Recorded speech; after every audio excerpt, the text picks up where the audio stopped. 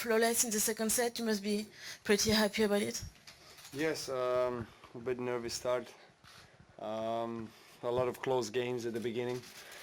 I faced one break point only today and no break points in the first match, so I'm really pleased with the way I've been using my serve accurately and effectively in the first two matches, which is very important. This kind of surface that is really quick, and I was making him play. I was an extra shot. I was aggressive when I needed to be.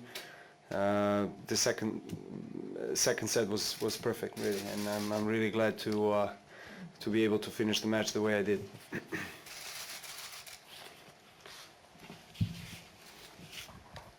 Novak, maybe you won't use the word revenge in light of your defeat to him recently, but perhaps it was an extra motivation?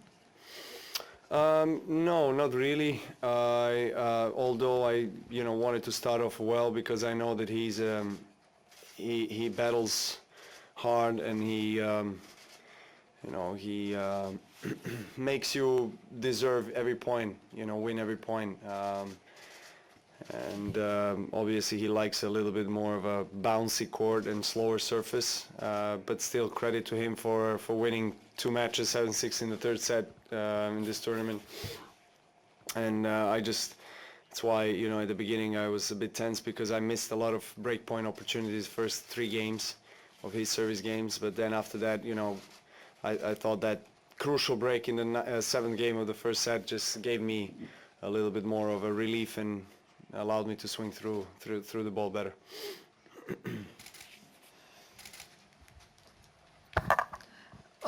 Novak, the year-end number one ranking, is it something that you think about? Is it something you calculated, or is it a motivation? How does it work for you? Well, look, I am aware. I answered that a couple of days ago, and someone asked me whether I'm aware of the difference in the points. I am. I mean, there's no doubt about that. Now that I'm put myself in a position to fight for number one, and obviously, I'm going to try to do everything I can to get to number one, and that's one of the probably the biggest goal of this end of the season.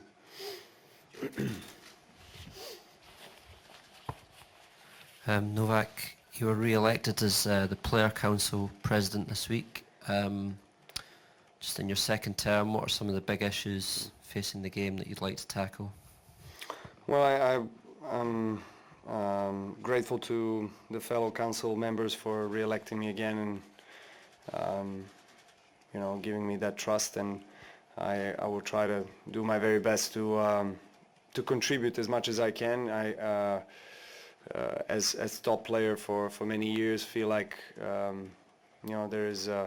there's a lot of areas where I can contribute, with my name and success behind and attention that I get from the media to in order to put forward the certain things that we're discussing or that needs to be out there. Obviously, there are a couple of big discussions and issues right now, which are, obviously the World Team Cup and the Davis Cup confusion, because it has been very confusing in the last 12 months of, trying to work together, and then the way it seems it's going to end up separately. And, several other things that obviously it's still premature to talk about in the public, but we always have our hands full, and I'm really I'm honored to be there. I feel responsible also as a top player to contribute. So if I can do it in any way, I'll give my best. I've been now 6+ years in the council throughout my career. I feel like that is the most effective way, so to say, to make a difference, to leave a legacy behind, to leave a better playing field and better sport for the future generations. And I don't want it to sound like I'm complaining. I think the sport is in a very good place, and that's due to many of the generations throughout the history of our sport that paved the way for us. and of course a lot of active players, including Roger and Rafa and Andy that have been part of the council as well.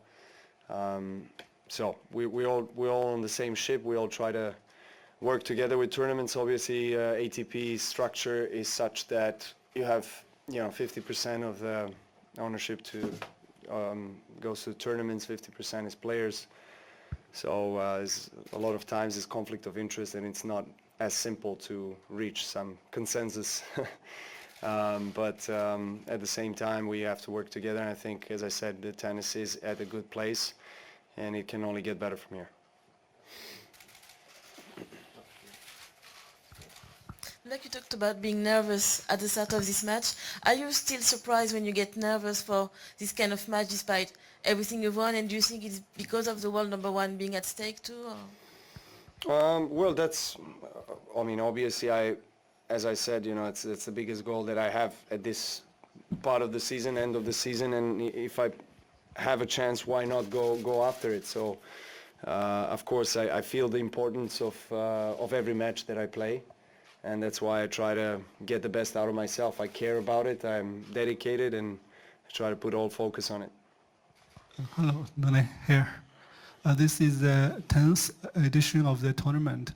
So can you share which is your best match or best moment of the tournament? Thank you.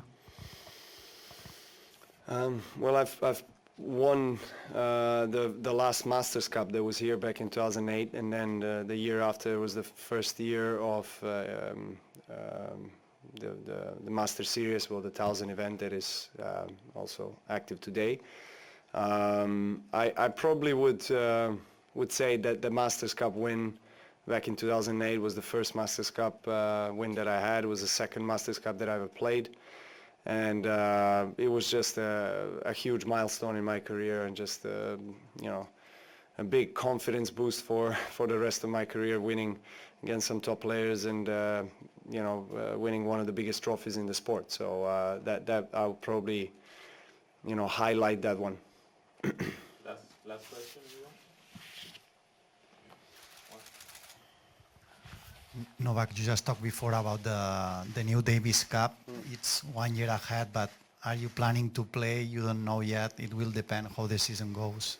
It really depends. I am not 100% sure at the moment, but we as ATP also have our own competition that we are going to, as it looks like, organize and launch in January 2020, which is going to be only 5-6 weeks after the Davis Cup, and I just feel like the date of the Davis Cup is really bad for especially for the top players. And between the two, I will prioritize the World Team Cup, because that's competition of ATP. But we still have to obviously discuss within my team personally, but also I think and I hope that there will be a larger discussion between the players to understand how we are going to approach these two competitions, or hopefully we can make it to the point where we can have one big super World Cup, if you want to call it, or whatever it is, because that's the best thing for our sport. But the way it seems right now, we are going to have two at the moment. Thank you. Thank you.